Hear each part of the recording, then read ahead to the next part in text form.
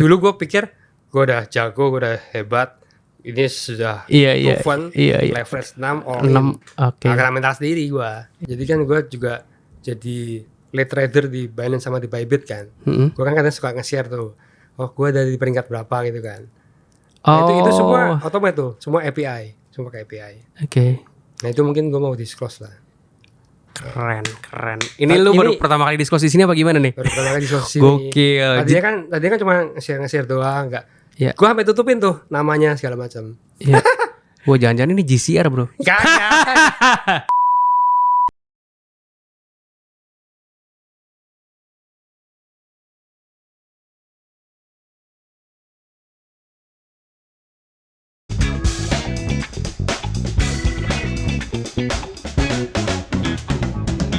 Yo. Sekarang masuk ke episode 2 guys, bareng Bro Yonatan. Tadi perbincangannya lumayan agak kemana-mana ya. Agak melebar ya? Iya, agak melebar. Di episode ngalus kali ini, ngobrol asik soal fulus, gue mau coba lebih difokusin lagi ke bagian algo tradingnya. Jadi kan ada yang nanya nih di Twitter, how to be a good quant trader. Sebenarnya step by step journey-nya seperti apa dan lain sebagainya.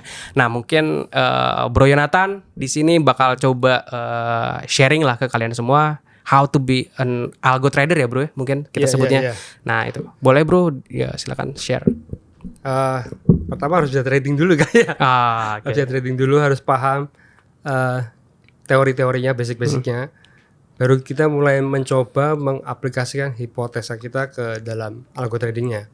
Jadi misalnya kayak kita lihat, biasa aku lihat ya di Twitter tuh kayak, oh kita pakai MA50 time frame daily.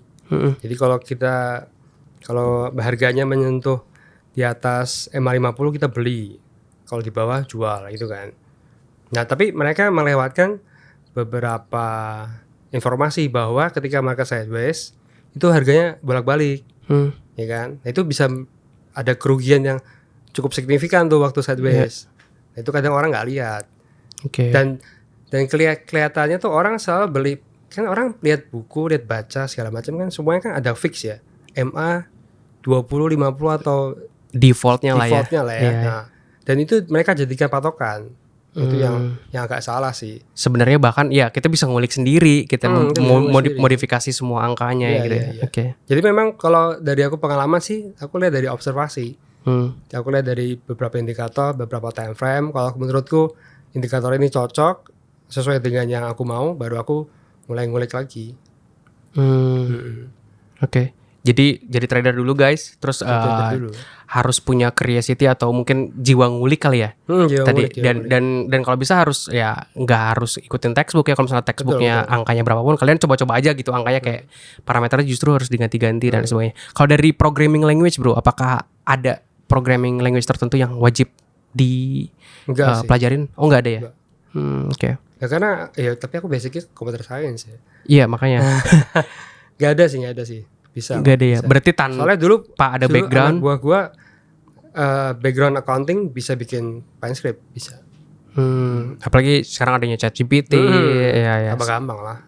Berarti nggak apa-apa, nggak bisa programming language, tapi at least mungkin harus bisa baca ya. Harus bisa baca. Baca programnya gitu kan. Harus bisa mengutilize AI tools. Nah dengan adanya ChatGPT yang baru kan 4.0 itu kan, itu kelihatan sudah membuka jalan banyak sih. Kalau kita lihat dari iklannya, itu kan ada satu iklan di mana ada bapak, ada anak, bapaknya nanya ke ChatGPT-nya, lu tolong ajarin anak gua tentang segitiga atau apa gitu lah ya. Nah itu kan dia sudah melihat sebuah benda, lalu dia mengajari kan, menganalisa kan. Nah bayangkan benda ini adalah chart, kan bisa dilihat. Jadi mungkin bayanganku adalah coba kamu melihat pattern dari ini, lihat semua indikatornya, kamu buat strategi yang cocok dan bisa profitable. Ini kayak gitu lah. Itu sudah enabling banget itu. Iya. Nah itu gue penasaran sih nanti outputnya kayak gimana dan mungkin lu juga akan coba kan berarti kan nanti. Pasti. Iya. Itu mungkin boleh di-share juga lah nanti lah kalau misalnya ternyata kalau misalnya profitable ya boleh lah ya. Itu tadi berarti programming language no need ya. English aja cukup mungkin sekarang ya. Jadi lu bisa bisa communicating sama AI itu sudah cukup banget. Terus tadi lu harus start dulu trading, tahu apa itu buy, mungkin sell, short, long, basicnya kita lah. harus tahu dulu kita mau ngapain. Itu paling penting. Karena untuk trading kan ada beberapa style kan. Ada scalping, ada momentum, ada mean reversion, ada trend following. Ini kan beda-beda. Ya kan? Kalau trend following kan basically kayak lu nge-hold posisi lama, berbulan-bulan. Ya kalau yang kayak momentum kan mungkin kayak lu beli ada jual mungkin dalam hitungan minggu lah. Ya kan? Itu kan stylenya beda. Beda time frame, beda style. Nah itu yang lu harus tahu dulu lu mau ngapain. Oke. Nah, untuk tahu itunya, Bro. Oh, gue tuh ternyata scalper nih, atau gue intraday trader nih, gue swing. Itu harus tanya ke diri sendiri sih. Okay. Karena kalau aku lebih ke riding the wave. Jadi kayak strategi gue ini ada beberapa yang average-nya mungkin cuma untung 5%, tapi begitu dia trending super trend, dia ikut gitu. Jadi kayak ada yang untungnya 10% rata-rata, tapi ada juga yang untungnya 50%, ada yang untungnya 200% gitu. Dan itu memang goalku adalah aku mau capture trendnya ini. Nah itu yang. Jadi itu harus tahu dulu mau ngapain. Oke, jadi objektifnya dulu guys, tujuan lo dulu. Terus kalau misalnya dari segi aset yang dipilih, boleh langsung ya udah Bitcoin aja dulu atau paling gampang Bitcoin dan Ethereum karena itu yang datasetnya sudah cukup banyak.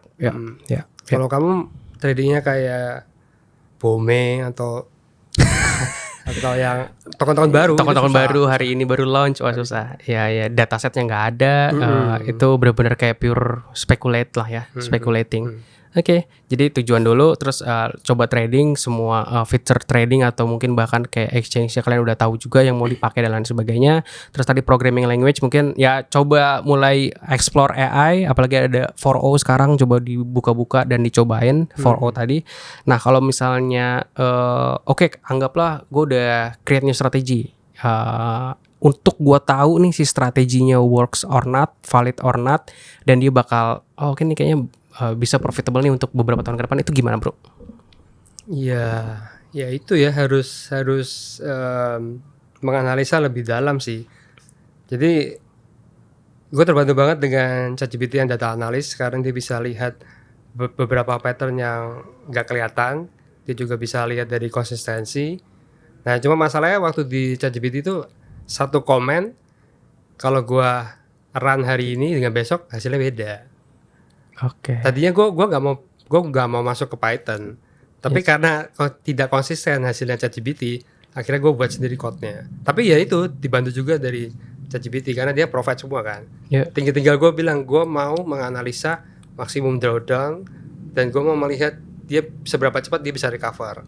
Atau gue lihat juga dari roaring metricnya seberapa konsisten. Itu sebenarnya tinggal tanya-tanya aja sih. Tinggal tanya-tanya nanti mereka bisa kasih input, kasih feedback. Harusnya lu ngapain gitu. Dan ini kayaknya perjalanan untuk menemukan Holy Grail ini juga kayaknya bakal sering banyak tektokan sama si ChatGPT ya sekarang ya. Oke, menarik. Exchange yang digunakan dan si program yang digunakan itu apa bro? Tools yang pertama? Tools apa nih? Untuk jadi algorithmic trading kan berarti gue harus pakai apa aja sih gitu. Oke. Ya ini sebenarnya kalau lu sudah tahu strateginya, lu sudah buat yang dari TradingView, lu tinggal konekin ke beberapa tools seperti Trikoma atau Kornik. Itu langsung lu tinggal ngisi webhook URL-nya. Ya tinggal lu ngeset parameternya, lu mau TP berapa, mau jual berapa. Udah 3 jalan gitu doang. Oke, jadi ada tools tadi namanya connectornya Trikoma sama Kornik. Dan itu udah connect sama almost big exchange semua ya. Oke. Jadi di TradingView lu create code-nya di TradingView. Create strategi di TradingView pakai PanScript and then connect pakai Trikoma dengan beberapa exchange tadi. Ketika gua jalanin itu udah automated. Oke.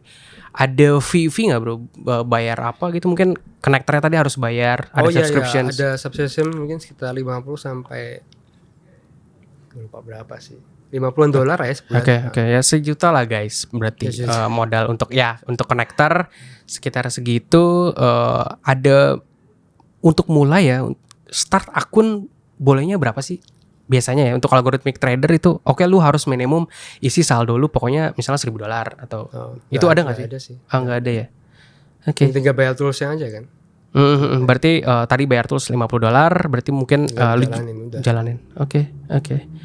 Nah dari Bro Yonatan sendiri mungkin shares dulu mulainya pakai akun berapa bro? Akun apa?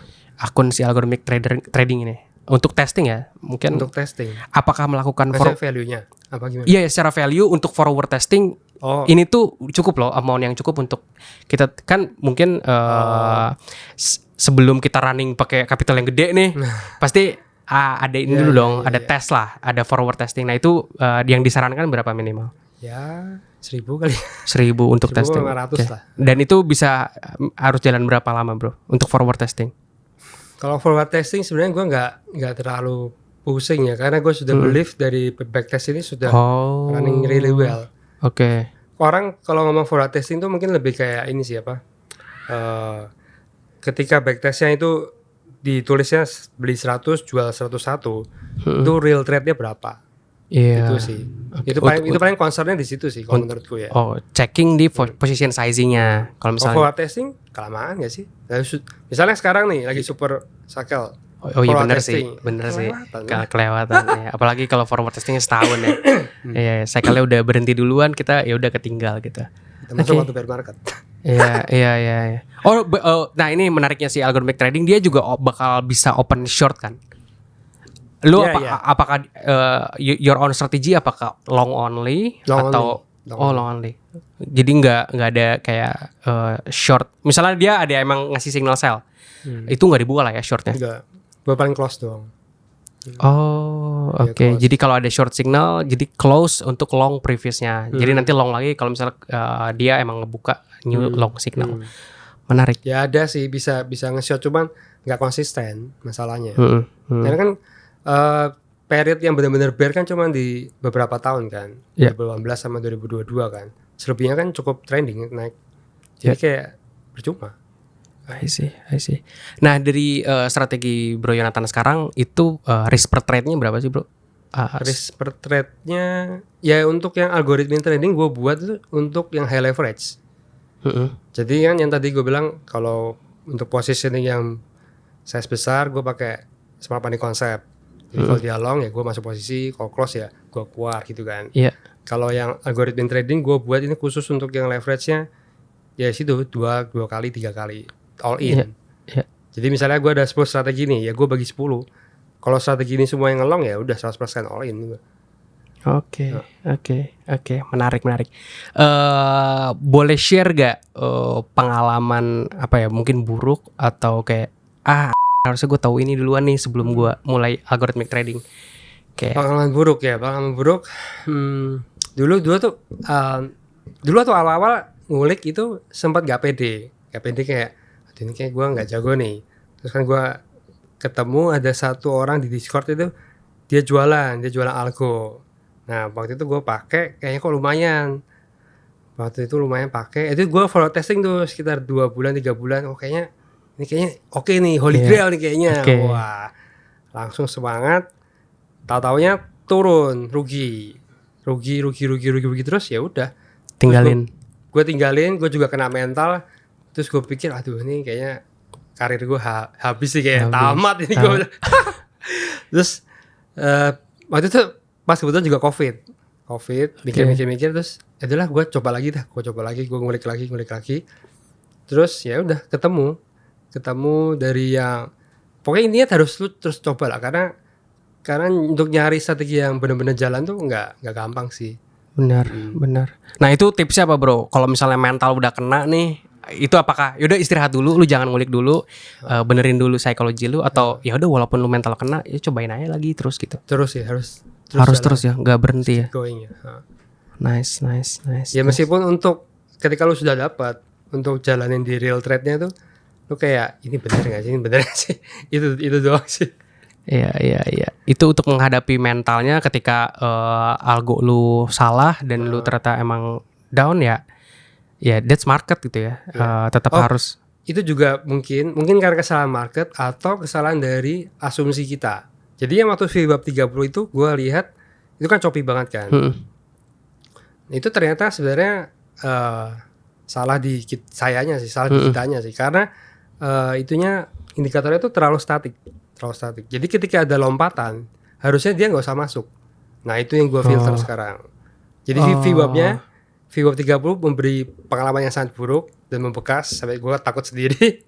Tapi ketika kita menganalisa lebih dalam, ketika kita lebih objektif, itu sebenarnya memang strateginya yang nggak works. Kita yang memaksakan diri.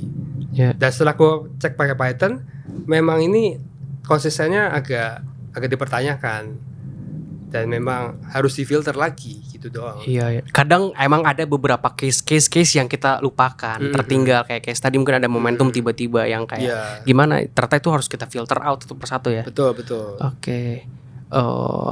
Nah itu dan belajarnya itu nggak bisa mungkin lewat textbook atau apa ya, real markets langsung emang kita harus terjun. Harus dari kitanya yang kira-kira untuk kalau gue sih lihatnya gini ya Pak, kayak ketika indikator ini kena, misalnya kayak harganya tiba-tiba jam itu, ini harusnya tidak boleh masuk. Supaya tidak boleh masuk, gue harus ngapain ini? Ya berarti kan kayak value-nya ini mungkin harus gue gedein lah di saat dia ngejam, atau harus gue filter atau bagaimana, itu yang harus kita pikirkan lah. Tapi kita harus tahu dulu nih kita mau ngapain gitu. Iya, oke, menarik. Dari situ filtering out, dan itu ya again as a trader tuh kayak scientist. Kita benar-benar kayak ya kita punya hipotesis, ya udah kita coba lagi, di markets ya kan. Ntar ada yang resultnya gimana. Dari situ baru kita modified ya. Modified. Oh ternyata salah. Ya udah kita modified, jumping lagi ke markets. Kira-kira ada nggak indikator pelengkap yang bisa membantu kita? Menarik. Tadi Bro Yonatan udah bilang untuk top 3 indikatornya ada Choppy Index, ada VWAP sama RSI. Ya mungkin teman-teman bisa coba start ngulik dari 3 indikator itu kali ya. Atau itu terlalu berat Bro untuk dikulik di awal. Ada ini nggak? Ada rekomendasi indikator pertama yang oke, lu coba ini aja dulu. Ya itu moving average. Itu udah paling ya. Moving average dan RSI sebenarnya sudah paling gampang sih. Ya sudah paling gampang dan paling umum digunakan orang ya. Jadi code-nya tuh udah di mana-mana. Jadi mungkin bisa dicontek dulu atau copy paste punya orang ya. Terus coba-coba. Oke. Ya cobain MA moving average sama RSI. Mungkin dari sana baru dikulik-kulik indikator lain. Gitu. Dari indikator sendiri sebenarnya itu yang paling penting ya di algorithmic trading itu sebenarnya si indikator atau strateginya sendiri, atau dari segi position sizing, risk management ya Bro? Paling penting sebenarnya position sizing sih. Oke. Jadi meskipun VWAP 30 itu jelek, kalau position sizing lu sudah tepat, itu sebenarnya nggak ada masalah. Yang jadi masalah kalau lu all in. Oke. Ya kan? Ada greed, pengen duit lebih banyak, all in. Tapi memang sebenarnya benar. Jadi kalau strategi itu nggak ada yang salah, asal sizingmu benar. Jadi kalau tadi kan yang di VWAP 350 itu kan dia drawdown-nya sampai 50% kan. Tapi kalau sizing itu cuma 10%, paling drawdown itu cuma 10%, enggak 10% kurang malah. Gitu. Jadi memang return-nya jadi berkurang, tapi risk itu jadi berkurang. Jadi position sizing itu sangat ngefek. Oke. Dan yang diutamakan dari segi mungkin algorithmic trading sama position sizing itu gimana cara kita survive aja dulu ya? Mungkin bisa ya survive selama mungkin ya mungkin capital loss. Jangan pernah all in. Oke. Gue kan di algo ini kan cuma pakai sekitar 10 sampai 20. Jadi meskipun ini katakanlah collapse jadi 0 itu, gue tetap ada 80%. Jadi sebenarnya tidak membebani secara mental. Dulu gue pikir gue udah jago, gue udah hebat, ini sudah proven, leverage 6 all in. Karena mental sendiri gue. Leverage 6 tuh kalau misalnya ada ya 20%, bahkan kurang dari ya sekitar 15 sampai 20% against kita udah collapse.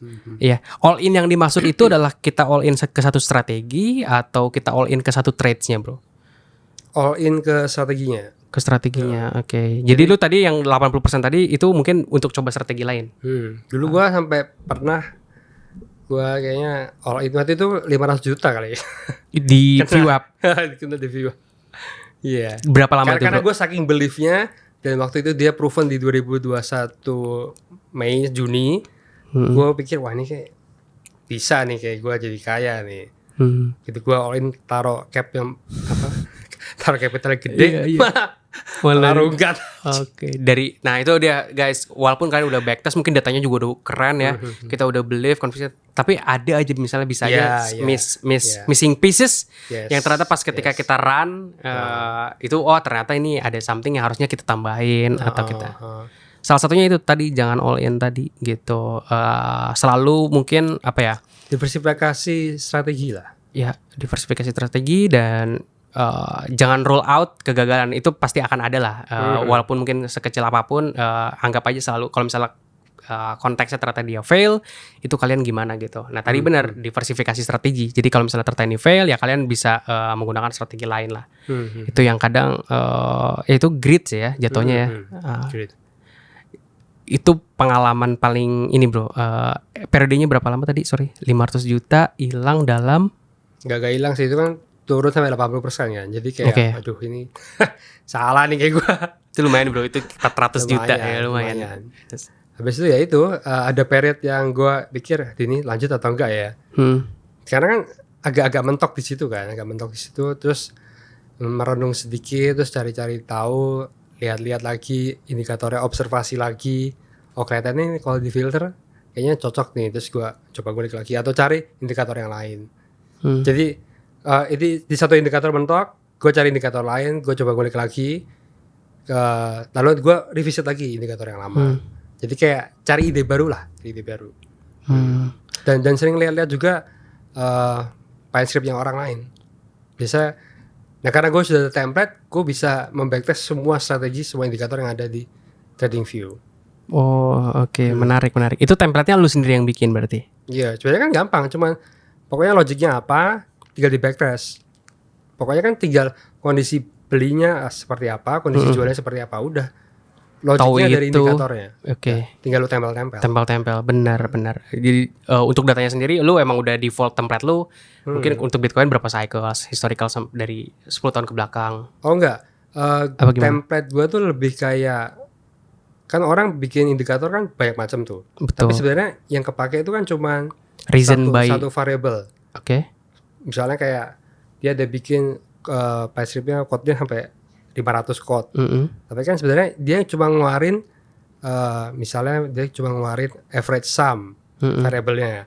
Average sum-nya ini yang kita backtest. Jadi beli ketika average sum-nya mencapai value 50 dan jual ketika value-nya 20. Nah itu aja yang kita kulik. Oke. Jadi kita nggak perlu lihat semuanya. Iya. Cukup code dari reason buy sama sell-nya, terus ditempel, baru ya udah backtest aja. Sebenarnya buy and sell dia tuh hasilnya gimana sih gitu kan? Oke, menarik. Dari semua yang lu backtest tuh yang muncul di PineScript, ada nggak sih bro yang bagus? Yang bagus? Yang nyantol, oh ini holy grail nih. Nggak ada sih. itu harus dimodifikasi sendiri sih. Oke. Dari berapa yang lu cobain bro? Ada ratusan mungkin? Ratusan, enggak lah, puluhan lah, paling 50-an lah. Oke. Nah itu guys, mungkin ada fun fact juga, orang-orang yang ngasih free, apalagi free ya, reason buy and sell, lu cobain. Gue pernah juga tuh beli free indikator. Free-nya repainting. Nah ini mungkin nggak tahu, boleh dijelasin nggak repainting itu apa bro? Repainting tuh kayak hari ini keluar sinyal, besok sinyalnya nggak ada. Nah itu repainting tuh. Jadi kayak geser sendiri. Iya, jadi ngelihat marketnya dulu gerak kemana, baru sinyalnya dimunculin gitu ya. Itu sering kejadian itu. Nah itu kalau di meme coin mungkin kalau kena honeypot kali kayak gitu ya, ya kena rug pull. Beli ya repainting ya buat apa, nggak kepake gitu kan. Marketnya harus jalan duluan. Itu hal yang harus diperhatikan juga. Dan itu tadi orang-orang nge-share mau sebagus apapun, udah dicoba 50 sampai 100, itu juga resultsnya bisa jadi ya jelek gitu.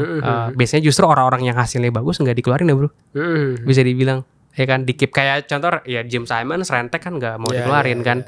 Ya kalau misalnya mereka bisa make money 60% per tahun, 100% per tahun dengan dirinya sendiri, algorithmic trading ngapain dijual kan. Betul. Pinjem duit aja ke bank dengan bayar bunga ke mereka 10%, lu putar di strategi lu dapat 60% 100%, wah udah easy money banget kan. Untung banget ya. Udah untung banget ya. Berarti lu cuman yang ngambil. Untung mana dengan bikin kelas? Boleh komentar guys, mungkin yang buka kelas atau yang ikut-ikut kelas, boleh komentar di bawah apakah ternyata lebih untung ya tadi trading jadi algorithmic trading atau open Sebenarnya class. demand juga sih, demand juga. Ya, Kalau ya. memang ada demand ya why not kan? Yap. Ya jual kelas halal, emang yang beli juga ya udah gitu. Untuk dapat knowledge, tapi mungkin ya kalau bisa harusnya sesuai value lah ya. Kalau misalnya gue mungkin bayar kelasnya 1 juta ya value yang gue dapat mungkin 1 juta juga gitu dari knowledge-nya, atau mungkin at least gue bisa break even lah. Gue bayar 1 juta, gue pakai knowledge-nya, gue di market bisa dapat 1 juta juga. Itu mungkin ya worth it lah ya, atau bahkan bisa lebih gitu. Itu agak kontroversial. Coba boleh komentar pendapat. Gue kepikirannya tuh pengen bikin kayak komunitas untuk algo trader, untuk yang menarik. pemula. Cuma masalahnya orang sabar gak ya?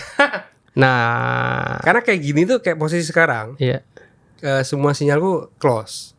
Jadi makanya aku sering nge-tweet, sering nanya ada yang jago hummingbot atau ada yang jago apalah. Gue belajar karena nganggur ini basically. Iya. Gak ada posisi. Iya. Nggak ada posisi kan kayak mati gaya kan. Sedangkan orang lain kan nge-call sinyal kan sampai 1 hari 10 kali. Wah, ya kan? iya. Berpuluh-puluh kali dalam 1 bulan itu kan. Ya dibandingin dengan algo trading yang diem doang kan nggak menarik sebenarnya. Iya. Kan? Walaupun sebenarnya outperform justru. Iya, nggak tahu ya. Ini menurut gua guys. Jadi kalau menurut gua sih kalau per hari 10 trades atau bahkan lebih ya, menurut gua udah over trades. Iya. Nah, over trading menurut gua kayak in the end lu kan burn out. Terus menurut gue sih underperform dari orang yang kayak nyantai, justru kayak buy and hold doang lah, atau mungkin kayak swing trading kayak tapi per tradesnya bisa cuannya gila-gilaan gitu, dibanding kayak lu ngambil 10 trades per hari banyak tapi ngambil kayak kecil tapi lu kayak harus mantengin terus. Burn out ya, tapi itu masing-masing lah preference. Jadi ada yang emang suka scalp, ada yang suka yang position sizing, riding the momentum, riding the wave, yaitu preference masing-masing. Nah, itu menarik. Kalau misalnya lu bikin komunitas algo trading, ini konsepnya seperti apa, bro? Ya mungkin berbayar kali ya. Oke, orang bayar ke lu, terus create. Gue sediakan template-nya, gue sediakan juga Python-nya, tuh tinggal analisa. Oke. Lu mau buat apa, gue juga bisa guide gitu. Tapi sebenarnya gue gak jago-jago banget sih. Cuma bisa kayak kemarin apa? Tadi pagi kan gue ketemu teman gue kan. Dia juga minta tolong dibikinin indikator atau strategi tester gitu lah. Jadi kan agak stuck di situ, terus aku bantu. Nah, sekarang udah jadi. Kayak gitu-gitu lah paling. Bayanganku sih seperti itu. Jadi kayak lu paling bayar berapa sih, 5.000 per bulan. Kalau lu sudah nemu ya udah selesai, stop. Kalau lu mau masih lanjut ya bayar lagi gitu. Oke guys, buat kalian yang pengen belajar langsung nih, ini gue kita share aja di sini. Dari nol pengen tahu how to be a algo trader. Memulai mungkin toolsnya, dari semua toolsnya ya, template-nya lu sediakan juga dan lain sebagainya. Lu coba bisa langsung kemana, bro? Lu ada website kan? Gak ada, ini baru bayangan doang. Soalnya gue lihat gak ada orang yang bikin. Dan gue kayak butuh. Soalnya menariknya adalah ketika kayak tadi temanku minta bantuan, itu gue ada perspektif baru. Oh ternyata strategi ini oke. Oh ternyata strategi ini enggak. Jadi kayak gue dapat ilmu baru yang bisa gue pakai sendiri. Nah itu tujuannya itu sih. Dan menarik juga sih kalau misalnya ternyata komunitasnya udah kebentuk, ada banyak banget algo traders saling sharing, saling ngulik bareng kan. Apalagi strateginya sama, itu kan jadi lebih cepat nguliknya. Iya. Gitu. Kalau misalnya banyak, kalau sendiri kan kayak aduh burn out lah. Iya. Algo trader itu yang kayak saya pakai PineScript untuk automate trading itu sebenarnya cuma scratch doang. Tingkat lebih lanjutnya yaitu hummingbot itu. Kita pakai funding arbitrage. Triangle arbitrage, wah banyak macam lah. Oke. Ya ways to make money itu bukan hanya buy sell doang. Betul. Bukan hanya buy sell doang ya, tadi bisa hedging ya. Bisa arbitrage, kita offset long and short. Misalnya tadi ya beli Bitcoin terus kita open short dengan size yang sama, tapi kita bisa earn interest dari situ. Itu kan namanya kayak delta neutral strategy kan. Jadi kayak ya itu uang besarnya ada di situ. Karena kan orang nggak mau ambil resiko kan. Basically orang nggak mau ambil resiko, dan ketika lu bisa membuat resiko ini menjadi sangat minimum dengan profit yang lumayan pasti orang cari. Pasti orang nyari. Betul. Ya funding rates, apalagi kalau misalnya ternyata volume-nya lagi naik banget ya. Itu biasanya kan kayak ada spike funding rates dan lain sebagainya. Menarik. Itu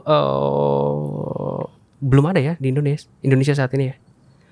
Komunitas Belum algo ada trader. Mungkin ada cuman kayak yang diam-diam Ya kali mungkin ya. kayak itulah apa kayak ya gua keep sendiri, gua Ya. nggak mau sebar ke orang gitu kan. Ya. Oke, Menarik menarik. kan kayak mandek. Ya dulu aja gua mau belajar sama siapa? Gak ada Iya. kan? Iya. Gitu. Ada situs atau buku yang recommended buat dibaca Nggak atau ada di sih. nggak ada? Sayangnya nggak ada. Nggak ada. Oke. Bener-bener langsung ke market ya. Jadi guru lu sekarang tuh market bisa dibilang. Iya. Oke guys. Jadi ya nggak ada textbooknya saat ini mungkin. Soalnya gue lebih praktikal ya. Kalau orang kan mungkin baca teori, baca apa. Kalau gue lebih ke praktikal, gue lihat chartnya ada hipotesa, gue langsung cek ke market works atau enggak. Kalau nggak works, gue cari lain. Gitu-gitu. Simple Sih sebenarnya. Cuman sebenarnya. nggak tahu bisa dipakai nggak. Iya. Nah itu everyday lu coba-coba strategi apa gimana bro? Ya setiap hari gue nyoba-nyoba strategi, gue Backtest new strategi. Oke. Terus mungkin memodifikasi strategi yang sedang berjalan, bla bla bla. Karena gue harus lihat konsistensi suatu strategi dan melihat ini robust atau enggak. Jadi jangan-jangan strategi ini cuma works di 2 cycle sebelumnya. Iya. Cycle sekarang malah mungkin kayak agak-agak menurun. Nah itu ada juga tuh. Iya. Nah itu harus hati-hati lah. Nah, apalagi cycle sekarang berbeda. Tadi kita udah jelasin juga. Dia all time high pre-halving yang beda banget sama 2 cycle sebelumnya. Sekarang juga akan ya ada ETF lah. Narasinya banyak banget kan. Oh sama itu. Setiap strategi itu aku harus lihat dia outperform the market atau enggak. Jadi misalnya dari 2016 sampai sekarang Bitcoinnya sudah naik berapa ratus kali kan. Iya. Kalau strateginya nggak perform itu ya percuma. Cari lain. Ya kan? Yep. Nah ini menarik juga, poin menarik. Kadang emang buy and hold Bitcoin dong sebenarnya udah outperform kebanyakan traders yang sok-sokan kayak ngulik pakai strategi ini bla bla bla sampai campur aduk dan lain sebagainya. Tapi ternyata underperform buy and hold Bitcoin ini sebenarnya buat apa? Betul. Justru kita ngulik tadi cari algorithmic trading tadi itu kita justru mau outperform buy and holdnya Bitcoin gitu. Itu poin penting yang harus kita compare ya. Mau bikin strategi apapun itu kita compare nih sebenarnya secara return wise dengan Bitcoin buy and hold itu kita outperform or not kayak gitu ya. Betul. Ya. Atau bahkan sama Ethereum ya. Apakah Ya outperform? makanya aku mainnya di koin M perpetual, koin M inverse perpetual. Iya, Karena yang pertama kan koinnya kan. Oh. Jadi kalau ada orang bilang, iya. lo bisa nggak outperform dari Bitcoin? Ya gue bisa, gue Bitcoinnya nambah kok.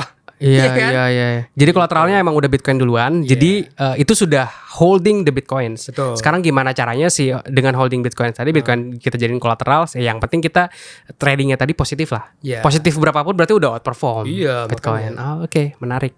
Coin Jadi M nambah 10% pun sudah outperform. betul. Sudah lebih outperform. Itu gue lupa deh, di coin M itu kita PNL-nya dalam bentuk USDT atau koinnya ya? Koinnya ya? Oke. Langsung jadi koinnya dan ya udah kalau misal kolateral kalian atau koin yang kalian gunakan adalah BTC, trading terus ternyata positif, ya udah BTC-nya bertambah gitu. Atau kalian menggunakan koin ETH as marginnya, ya ETH-nya bertambah gitu. Dan itu berarti kalian berhasil outperform Bitcoin and Ether. Itu poin penting banget. Iya, betul sekali. Untuk dikulik. Harus jago matematik gak sih bro? Enggak sih. Harus jago mengobservasi market sih. Oke, jago jadi kayak tahu kalkulus, tahu ini nggak penting ya? Oh, enggak. Ya itu karena gue praktikal kan. Gue praktikal, gue lihat dengan mata gue kayaknya bisa, ya coba. Oke, jadi anak SMA memulai bisa ya? Bisa sih. Algo trader kemarin harusnya. ketemu apa? Sulianto. Wih, juga siapa dia nih? apa? Sulianto siapa? Belum. Oke. Itu kan juga ya. Di forex dan kripto lah. Ya, harus diundang nih ke sini nih. Nah, itu juga harus diundang tuh. Dia ada perspektif yang menarik soal beberapa pattern yang menurut dia pakem. Nah, itu memang harus dari trader dia lihat kayaknya memang ada beberapa pattern yang menurut dia cocok baru dia backtest. Makanya kemarin kan kita ngobrol soal algo trading kan. Dia penasaran bisa nggak sih dia otomat gitu. Ya gue udah kasih beberapa yang oke lah, mungkin ini kayak strategi yang simpel kayak breakout kan. Iya, breakout strategi. Misalnya ini lagi sideways, tiba-tiba naik, nah itu harus beli. Oh itu ngedefine support and resistance-nya gimana bro?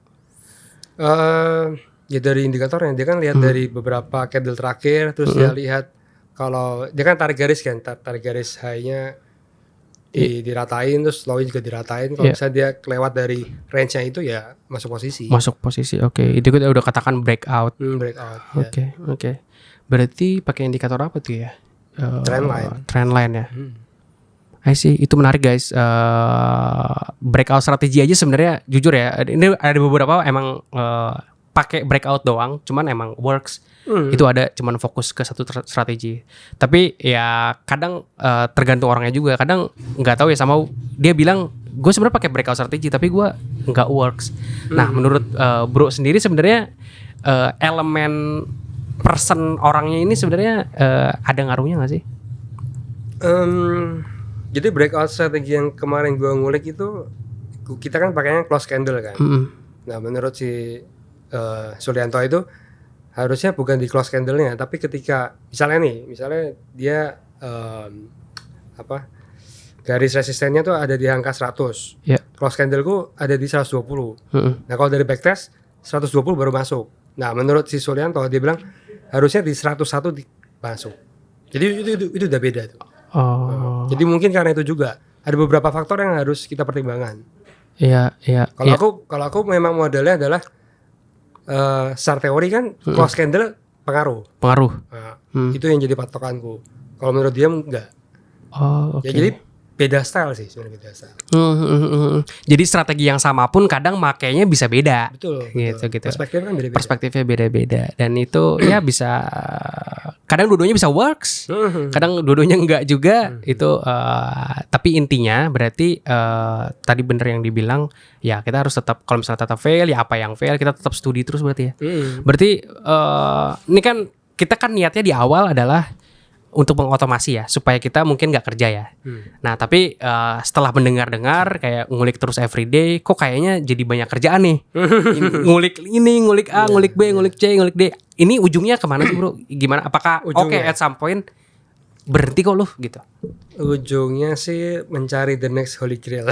Oke. Tapi holy grail strategi itu ada ya? Di luar sana tuh ada ya? Gak ada sih sebenarnya. Ya mungkin secara long run itu bisa jalan, bisa menghasilkan profit. Tapi secara instan sih nggak ada sih. Oke. Orang yang tajir dari algo trading banyak? Gak pernah dengar sih. Maksudnya bukan gak pernah dengar, tapi kayak ada tapi aku nggak tahu kali ya. Oke. Nah itu yang gue lagi ngetes juga. Jadi kan gue juga jadi lead trader di Binance sama di Bybit kan. Gue kan kadang suka nge-share tuh. Oh gue ada di peringkat berapa gitu kan. Nah, itu semua otomatis tuh, semua API, semua pakai API. Nah itu mungkin gue mau disclose lah. Keren. Ini lu baru pertama kali diskusi di sini apa gimana nih? Baru pertama kali diskusi sini. Gokil. Tadinya kan cuma nge-share doang, enggak. Gue sampai tutupin tuh namanya segala macam. Wah jangan-jangan ini GCR bro. Ya GCR kan dia salah satu top leaderboards lah. Dia top 1 bahkan di FTX kan. Nah beberapa algo strategi lu itu lu cobanya benar-benar kayak di exchange tadi dan itu masuk leaderboard bro. Iya iyalah. Top. Ya kalau di Bybit sih karena gue pakainya $10,000 ya. Ya masuk lah top 100 ada kali ya. Globally ya. Tapi kita ngomong dari itu ya, dari PNL USD wise. PNL apa dari persentase? Oke. Ya. Kalau dari AUM sih jauh. Oh ya. Kadang-kadang ada yang jutaan lah. Tapi itu memang kayaknya karena followernya deh. Followernya. Gue kan nggak ada follower. Memang sengaja gue tutupin. Iya. Emang private nggak public. Bukan private juga. Cuma memang gue nggak mau orang join aja. Ini kan sebenarnya kayak showcase gitu.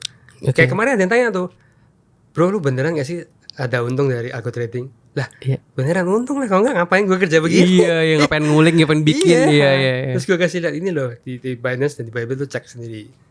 Ada di maksudnya itu real, gue nggak mengada-ngada. Lu bisa cek sendiri.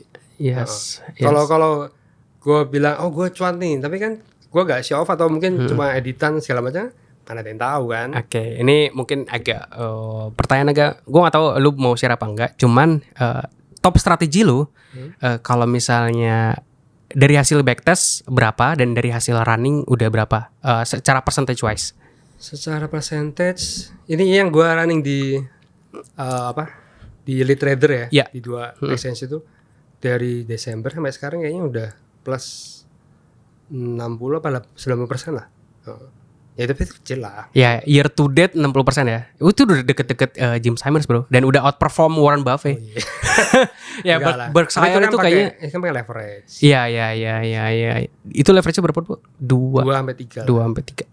2 sampai 3 dapat 60% ya spot atau mungkin satu mungkin di angka 20-30-an persen. Oh itu in Bitcoin. Oke, ETH lebih dong. Iya. Oke. Itu yang apa? Yang Choppy Index, VWAP? Gue gabung sih. Oke, Ada 10 apa berapa belas gitu. Lo kayak beberapa belas digabung di akun itu Sorry itu running. gue tuh kadang suka bingung antara cuan dalam USDT atau dalam koin sih. Kalau koin berapa ya? Koin mungkin 10 apa 20 lah. Lupa. 10 atau 20% lah. Oke. Pakai koin M yang tadi yang 60% itu margin USDT atau koin M. Koin M. Wow. Berarti 60% in Yang 60% USDT. Maksudnya gainnya in USD. in USD. Oke. Tapi kalau dari secara koin ya nanya 10-20%. Ya, but still. Ya, berarti outperforming Bitcoin dan Ethereum ya di angka segitu, 10-20%. Itu bagus banget, bro. Hah? Bagus ya. Itu ya mungkin di belakang ini gue pengen lihat kali ya. Kalau boleh gitu. Ya, pengen belajar juga lah. Itu ya. Itu kan di DEX ya. Gue mau masuk ke DEX juga. Wah, Kalau kalau kan ada copy trade ya sebenarnya copy trade ya. Kalau nggak salah ada di Hyperliquid sama di ya. ada masuk di Dan sekarang future perps di ya DEX Web3 udah banyak banget juga. Ya, tinggal di connect doang. Tinggal di connect doang, Cuman benar. gue agak takut. Iya. Tapi kena drain lah kenapa? Iya. Ada risiko yang kita tidak tahu lah ya. Iya, Web3 betul, apalagi new things gitu. Iya. Kadang wah tiba-tiba datanya dibuat. Dia kan pakai Oracle data ya. Kadang datanya dimanipulasi lah. Kemarin ada bro, gue ngeliat di Juice. Gue lupa DeFi ya. Kayaknya bukan Juice Finance. Gue lupa di apa. Itu DEX perps juga. Jadi ya udah orang-orang pada ngelong. Kalau nggak salah X3. Default itu X3 terus ya udah secara Oracle price-nya dimanipulate lah datanya. Waduh. Akhirnya ke liquidate semua gitu. Nah, itu hal-hal yang kayak gitu itu possible juga tuh di Web3. Jadi better coba di-audit lagi, dia ngambil datanya gimana bla bla itu harus diulik lah. Kalau exchange kan biasanya kan udah proven lah ya, udah robust lah ya dari segi ngambil data price index dan lain sebagainya. Kan kalau futures kan berarti based on price banget tuh. Price index banget. Gitu, itu perlu dikulik sih. Cuman kalau misalnya ternyata nanti dari DEX juga udah dicoba dan bisa dapat 10-20% in coin-nya, wah itu gokil sih bro. Itu gokil. Dia kalau misalnya gua taruh staking biasa aja di DEX ya, mungkin kayak ETH kali ya, kayak dibikin chain atau stake di mana mungkin up to maksnya 5% ya, dan di bawah itu ya yearly ya. Oh, iya. Dan lu belum setahun aja bisa 10-20% itu udah gue bisa bilang holy grail sih. Gokil. Tapi kalau rugi ya rugi juga pak. Iya berarti ya oh ya gue kalau secara profit factor atau shortino itu gimana? Kalau short itu sih biasanya 10-20-an. Oh bagus bro, bagus. Ya tapi ya itu karena volatile, terlalu volatile. Jadi short itu sebenarnya enggak bukan metrik yang gue perhatikan banget. Jadi yang gue lihat SQN-nya, System Quality Number dari si Vantap itu. Iya. Sama lihat dari konsistensi dari tahun ke tahun udah. Oke. Itu baru lo start dari Desember lah ya sampai. Oke. Sebelumnya ada sebelum Desember itu gimana? Ya itu gue bikin bot untuk trading di FTX. Oh. Udah bikin itu rungkat. Ya. Bikin lagi di Binance. Ya. Bikin di Binance, di food terus gak ada habisnya. Iya. Kok bikin lagi di Bybit. Jadi kayak ke pending terus. Gitu. Oke, menarik. Dan itu yang lo pakai tetap TradingView ya, toolsnya. TradingView ya, pakai PanScript langsung di connect tadi pakai si Tricoma tadi ya. Masuk ke Binance, Bybit dan sekarang udah masuk leaderboard guys, top 100 lah at least 10% atau 20% in coins dan belum setahun lah, itu year to date dari Desember sampai bulan ini. Kalau kalian mau belajar, coba mungkin di follow Bro Yonatan dan mungkin ditanya-tanya langsung how to-nya. Tapi step by step-nya tadi guys, kita udah bahas ya. Kalian harus jadi trader dulu. Jadi trader tuh nggak harus jago jadi benar-benar kayak full time trader dan lain sebagainya. Ya udah kayak kalian coba-coba buy and sell aset mungkin ya, atau futures pun mungkin cobain kayak 1x maksimum atau 2x maksimum di beberapa exchange. Kalian ngerti dulu how to long, how to short dan lain sebagainya sebelum terjun ke algonya gitu. Kalau misalnya strategi mungkin tadi bisa dimulai dari ya moving average atau RSI, the first indicator dicoba. Kalau untuk risiko secara risk management better mulainya pakai berapa persen bro? Kan tadi udah dibilang jangan all in gitu kan. Kalau mau paling aman ya sekitar 20%. 20% ya. Oke, 20% dari total porto mungkin kalian coba di one strategy 20%, kan ya bisa coba sampai up to 5. Itu secara secara risk management, and then secara psychology tadi menghadapinya gimana bro? Kalau misalnya kayak ini strategi salah, udah mental down dan lain sebagainya, itu ada tips gak? Udah harus move on. Udah harus move cari on yang lain. Karena banyak banget peluang yang lu bisa kulik lah. Ya. Nah kalau misal kalian fail satu, coba lagi di next strategi, move on. Ya nggak bisa diapa-apain. Kalau misalnya salah ya fail ya gimana gitu, tinggal cari yang lain. Ya itu tadi strateginya Bro Yonatan. Dia menggunakan gabungan ya sampai beberapa belas ya tadi ya per account di beberapa exchange, dan itu udah masuk leaderboard, outperforming Bitcoin dan Ethereum kayak di atas 10%. Itu crazy, bagus banget. Bro Yonatan main selain dari Bitcoin, Ethereum, Solana, main di mana lagi bro? Algo apa itu aja? Ini aja. Nah kalau kalian mau cobain bikin algo, coba di coin yang secara market cap atau secara volume udah gede. Lu jangan juga mungkin apply si algonya di meme coins atau newly launch coin. Nggak bisa, harus udah datanya udah banyak, udah gede dulu. Ya coinnya udah stable, baru kalian bisa coba trade di situ. Itu mungkin ada tambahan lain nggak bro mengenai algo trading? Ternyata gak kerasa juga ini episode 2 udah mau 1 jam juga. Oh wow. Ini soalnya lebih detail dan fokus kita. Ini algo trading banget. Ada selain yang tadi kita bahas, ada tambahan lain gak mungkin? Gua sih melihatnya kita harus selalu berasumsi bahwa strategi ini akan selalu fail. Jadi kayak lo harus siap-siap untuk rugi banget lah. Jadi kayak lo harus selalu menyiapkan another plan. Itu yang maksudnya gak bisa kita kayak 100% super confidence bahwa ini akan works, gue akan kaya, nggak bisa sih. Itu mindset dulu yang salah. Yang gue bawa. Jadi sekarang kayak gue kayak lebih santai lah. Kalau misalnya rugi udah. Iya. Dan itu pun udah diukur duluan kan. Iya. Udah rugi yang terukur lah ya. Dan ya nggak. Kalau main di spot ya gue parah aja. Kalau main di X3 mungkin gue harus liatin. Iya. Nah kalau bisa buat untuk yang mulai mungkin bahkan jangan kasih leverage dulu ya, spot dulu atau satu maksimum. Yap. Semakin ya kalian leverage makin tinggi ya tentu kalian ya berarti harus lebih dipantau lagi chartnya. Nah sebagai algo trading, lu berapa kali lihat chart sehari bro? Algo trader? Sekarang sih udah agak jarang ya. Cuman kalau mau lihat-lihat mau monitoring position ya gue lihat tiap hari. Jadi yang lu lihat justru bahkan your positions yang running aja, bukan lu menganalisis chart. Gue lihat algonya, soalnya kadang ini algonya udah jalan, tapi di botnya yang salah, botnya kayak error gitu. I see. Interesting. Jadi kalau udah jadi algo trader dan kita udah punya strategi tadi beberapa belas yang emang udah works, udah running, ya time chartnya juga berkurang jauh ya. Iya.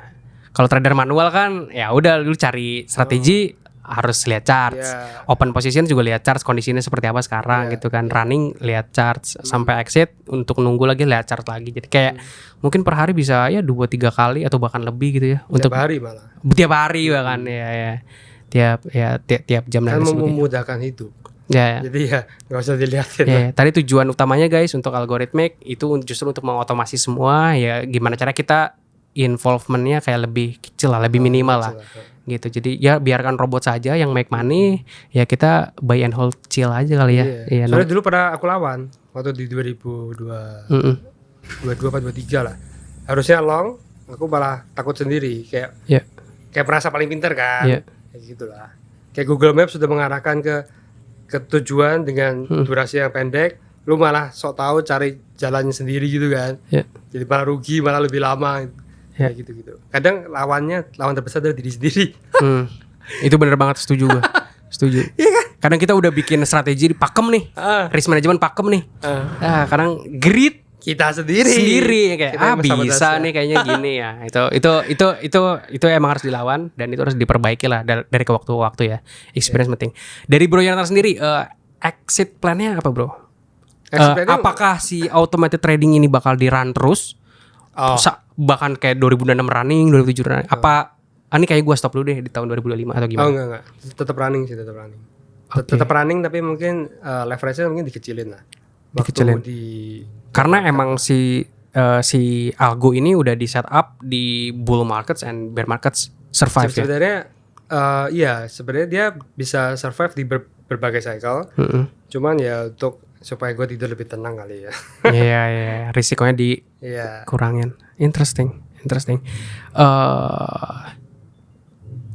Bisa dibilang exit lu berarti karena ini bakal running terus, berarti si Bitcoin sama Ethereum coinnya itu sebagai margin berarti ke hold terus tuh bro? Ke hold terus. Okay. Makanya nanti di 2025 makanya dari awal gue ngomong tuh gue nggak pernah bilang kayak pom-pom segala macam. Gue selalu bilang exit plan. Karena di 2025 itu bakal sangat tricky lah. Karena gue sudah merasakan di 2021 ada supermoon dari si Tracy kan. Gua ke bawah hype, gua merasa 69 turun paling seperti kayak 2021 Mei, turun sedikit terus naik lagi, terbawa narasi, akhirnya melawan sendiri algonya. Nah sekarang gua sudah setup semuanya, sudah lebih clear, lebih jelas, gua lebih confident. Jadi di 2025 kalau indikatorku semuanya close ya gua langsung fiat semua. Oke, exit fiat. Nah itu juga aspek penting lah. Soalnya biasanya orang-orang kayak nge-call ya udah entry-nya atau algonya pakai, tapi exit plan-nya nggak dikasih tahu atau nggak tahu. Kadang kan ya udah kita pakai aja terus nih. Atau lama, atau kadang ya nggak diomong. Sebenarnya dia ternyata udah exit gitu. Dia dulu kita pernah juga tuh ikutin Maestro Degen atau apalah di Twitter kan. Dia sempat bilang perjalananku dari $100 apa $1,000 ke berapa ratus ribu kan, berapa juta. Kita ikutin tuh. Tahu-tahu dia bilang, "Kayak beli apa ya? Beli Sui atau apa?" Waktu itu dia di DEX, bisa dilihat. Tahu-tahu dia pindah ke CEX. Dia bilang, "Saya masih beli nih Sui atau apa gitu." Beberapa bulan kemudian dia bilang, "Oh, gue udah jual." Gimana? Gitu-gitu kan susah. Ya. Jadi jangan 100% kita blindly follow kali ya. Buta follow orang, karena orang bisa aja mereka exit kapanpun tapi tanpa ngasih tahu. Jadi sebelum entry atau sebelum jalanin satu strategi algo ya kalian harus tahu juga nih risikonya atau exit plan-nya tadi. Makanya tadi gue tanya ke Bro Yonatan juga exit plan-nya seperti apa kayak gitu. Itu sih yang penting. Kalau misalnya kalian masih ada pertanyaan lain coba komentar di bawah. Gue juga nunggu nih kalau misalnya lu start community, coba. Soalnya ya jujur gue pernah coba ngulik-ngulik dikit ya si PineScript, masih version 3 waktu itu. Ya mungkin kalian ada beberapa sih kayaknya followers gue yang udah baca juga, cuman itu gue ngebandingin gitu bro. Jadi kayak strategi buy and hold-nya si Bitcoin doang, itu sebagai acuan indeks pertamanya lah ya. Sisanya ya udah kayak buy and long, long and short, long only, short only, di 3 atau 4 indikator gitu. Ya RSI, moving average gitu-gitulah. Itu dibandingin long only-nya RSI berapa, long only-nya si MA berapa. Kalau misalnya gue gabungin sama short juga jadi gimana results-nya. Nah, semua itu ada 6 kalau atau 9 itu kita compare dengan si buy and hold-nya Bitcoin. Kalah. Itu menang apa gimana? Nah, iya. Ada beberapa kali ada yang menang, cuman itu hasil backtest ya. Pas gue forward test, gue coba nih si 6-nya jalanin beneran secara real. datanya beda lagi tuh. Oh, beda lagi. Beda lagi. Nah itu mungkin ada beberapa hal yang gue miss out. Ya mungkin nanti gue tanya-tanya lu juga. Mungkin kita coba ya kalau ada community-nya, PanScript community atau apapun itu, Algo Trader community lah, Crypto Indonesia. Kita coba bisa kulik barang, kita cari alpha barang. Oh ini strategi bagus banget. Kita coba pakai barang dan itu seru banget sih. Ya kalau mau ada yang mau join, coba komentar di bawah. Kita mungkin gue coba mungkin kontak lu juga. Ya kita bikin komunitas lah iseng-iseng lah. Iya. Kali aja Algo Trader community Indo ya, itu bisa big juga gitu. Iya. Bro Jonathan, thank you banget alfanya, insight-nya. Gue seneng banget. Akhirnya ya ada satu algo trader yang gue ketemu karena jarang banget bro di Indo. Hampir gak ada lah. Hampir gak ada, iya. Gak ada lah, gue bilang, bukan hampir lagi, kayak hitung jari lah ya, kayak ngulik PanScript, ngulik ada, tapi itu udah jutaan dolar. Ya. Udah di luar zona kayak. Iya. Untuk retail, untuk yang baru masuk mungkin kayak pakai ratusan dolar atau ribuan mungkin ya. Itu ya mungkin belum ada saat ini gitu. Oke, thank you Bro Jonathan. Thank you. Super insightful. Teman-teman juga makasih yang udah nonton. Kita ketemu lagi di Ngalus episode berikutnya. Bye-bye. Thank you guys.